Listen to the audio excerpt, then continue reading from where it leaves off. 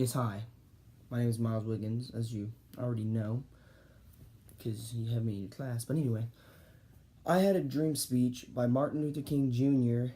during the March on Washington on August 28th, 1963, in which he calls to end racism in the United States.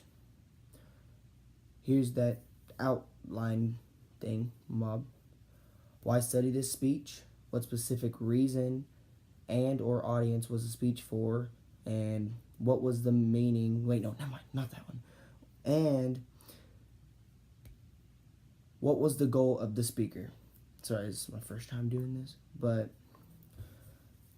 why I studied this speech was because it was one of the most historical speeches given during the segregation of blacks and whites.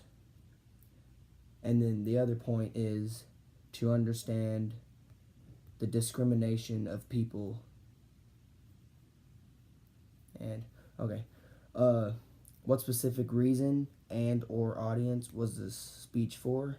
In my opinion, it was delivered to 250,000 civil rights supporters on the steps of Lincoln's Memorial on the Washington, D.C. The second reason is to end racism in civil and economic rights. And this is what I believe. I couldn't understand back then why we were separated, because I believe that everyone was just as smart and color shouldn't matter. And here was my last point. What was the goal of the speaker? The goal of the speaker was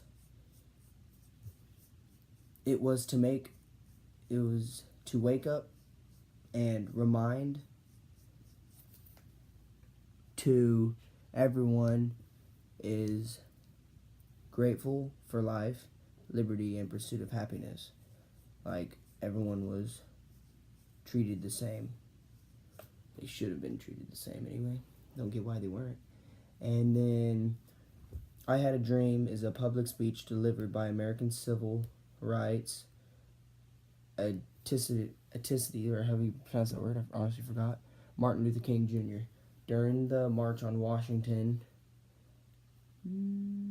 for Jobs and Freedom on August 28th, 1963, in which he calls for to end racism, as I already said, in the United States, and called for civil and economic rights, delivered to over 250,000 civil rights supporters for the steps of the Lincoln Memorial in Washington, D.C. The speech was a defining moment of the civil rights movement. I already said that too. Well, thank you.